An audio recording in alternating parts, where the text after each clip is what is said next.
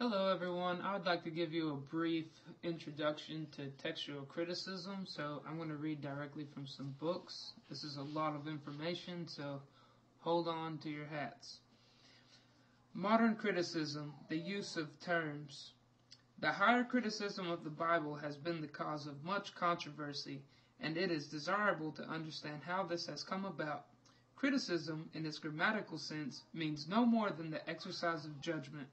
When applied to literature, textual criticism refers to the study of ancient manuscripts in order to recover the best original text, whereas higher criticism is the term used for the discussion of date, authorship, etc., by means of internal and external evidence.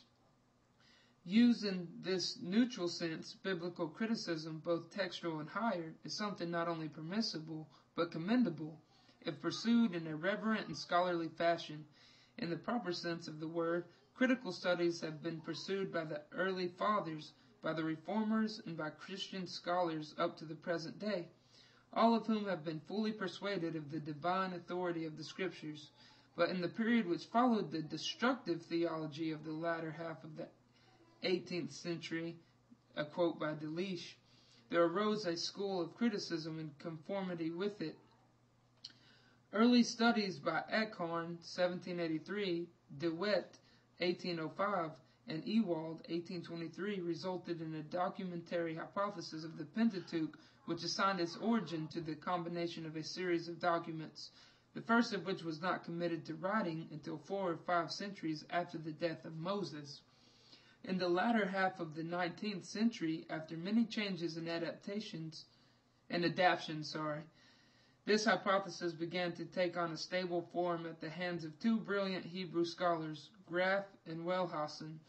Not believing in the possibility of miracle, they elaborated a theory which pictures the religion of Israel as a gradual evolution from primitive animism through a stage when Jehovah was taken as a tribal god, like the gods of the heathen, until, under the influence of the latter prophets, a lofty level of monotheism was reached.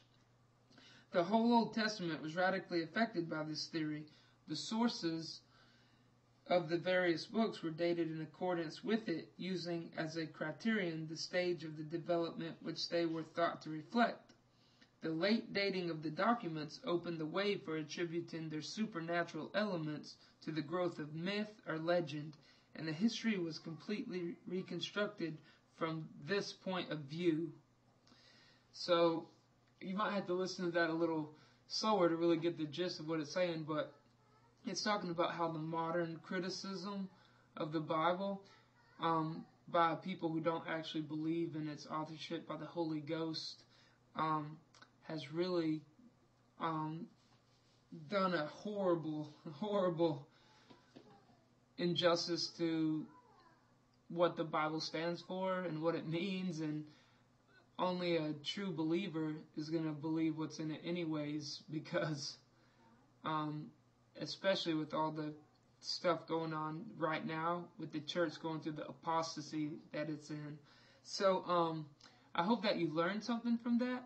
That's just an introduction to criticism, and I liked the way they wrote this. So, God willing, I will post another one with more information where I would like to introduce you to the authors, some of the authors, and some more of Dean John Burgeon's Unholy Hands on the Bible. This is some more important information. The last contribution of this department of sacred science is a critical edition of the New Testament by Dr. Westcott and Hort. About this, we proceed to offer a few remarks. Number 1. The first thing here which unfavorably arrests attention is the circumstance that this proves to be the only critical edition of the New Testament since the days of Mill, which does not even pretend to contribute something to our previous critical knowledge of the subject. Mill it was, 1707, who gave us the great bulk of our various readings, which Bengel, 1734, slightly, and Wettstein, 1751 through 52, very considerably enlarged. The accurate Mathai, 1782 to 1788 acquainted us with the contents of about 100 codices more, and was followed by Grespach, 1796 to 1806, with important additional materials. Birch had in the meantime, 1788, culled from the principal libraries of Europe a large assortment of new readings, while truly marvelous was the accession of evidence which Schultz brought to light in 1830, and though Lockman, 1842 to 50, did wondrous little in this department, he yet furnished the critical authority, such as it is, for his own unsatisfactory text. Tregelles, 1857 to 72, by his exact collations of manuscripts and examination of the earliest fathers, has laid the Church under an abiding obligation. And what is to be said of Tischendorf, 1856 to 72, who has contributed more to our knowledge than any other editor of the New Testament since the days of Mill? Dr. Scrivener, though he has not independently edited the original text, is clearly to be reckoned among those who have, by reason of his large, important, and accurate contributions to our knowledge of ancient documents. Transfer his collections of various readings to the foot of the page of a copy of the commonly received text, and Scrivener's New Testament might stand between the editions of Mill and of Wettstein.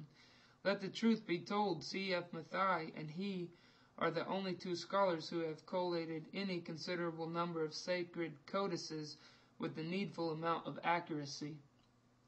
Now we trust we shall be forgiven if, at the close of the preceding enumeration, we confess to something like displeasure at the oracular tone assumed by Dr. Westcott and Hort in dealing with the text of Scriptures, though they admit, page 90, that they, quote, rely for documentary evidence on the stores accumulated by their predecessors, end quote. Confident as those distinguished professors may reasonably feel of their ability to dispense with the ordinary appliances of textual criticism, and proud, as they must naturally be, of a verifying faculty which, although they are able to give no account of it, yet enables them infallibly to discriminate between the false and the true, as well as to assign, quote, a local habitation, end quote, and a, quote, name, end quote, to every word, inspired or uninspired, which purports to belong to the New Testament. They must not be offended with us if we freely assure them at the outset that we shall decline to accept a single argumentative assertion of theirs for which they fail to offer sufficient proof. Their wholly unsupported decrees, at the risk of being thought uncivil, we shall unceremoniously reject as soon as we have allowed them a hearing. So that's what Burgeon thinks about Westcott and Hort, and he gives you a little history and the different individuals who contributed to the new documents that have been found, and he's just giving you a lot of information. So I had to read that kind of quick because I'm dealing with a short amount of time, but